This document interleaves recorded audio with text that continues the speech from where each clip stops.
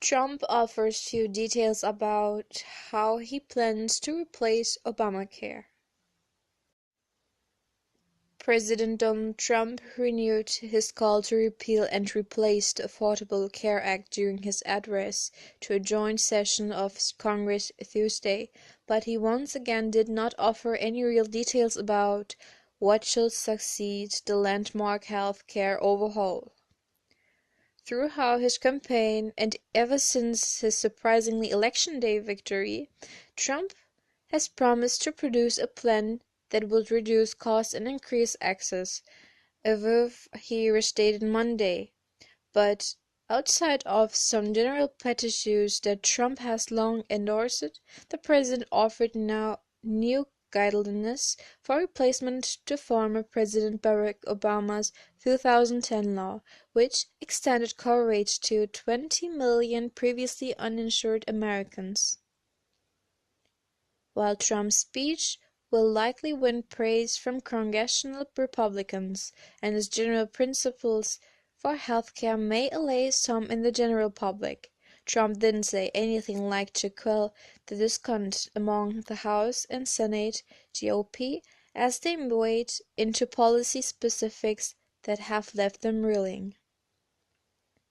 He talked about repeal and replace tonight. Fine. He needs to present something, Tuesday Group Chairman Charlie Dent said after the speech. He provided some detail. We'll need more. In his remarks to lawmakers, Trump disappointed anyone hoping they would take the head on the Obamacare repeal and replace effort amid the increasingly difficult political atmosphere characterized by angry citizens storming lawmakers' town halls and the suddenly rising popularity of the health care law. Republicans applaud Trump's exhortation to gut Obamacare, and they found other things to cheer during the 5-minute health care portion of his speech. But for the lawmakers actually familiar with the complexity of replacing the Affordable Care Act, it was revealing that the president put the onus on Congress to resolve this issue. Compare that vague, lead-from-behind approach to Trump's section on a tax overhaul, where he said, "My economic team is developing historic tax reform." Where tax reform is, his Obamacare is on Congress, Trump seemed to be saying. Tellingly, Trump also made a plea for bipartisan action on health care reform. "I'm calling on all Democrats and Republicans in the Congress to work with us to save America from his imploding Obamacare disaster," he said.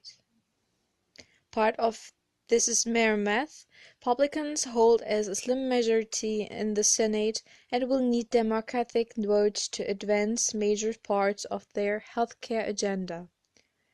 But it also calls to mind Trump's repeated statements, including just a day ago, that his best political course would be to stand pat and do nothing to address the healthcare system, in hopes any further troubles will be blamed on the Democrats who create the Affordable Care Act.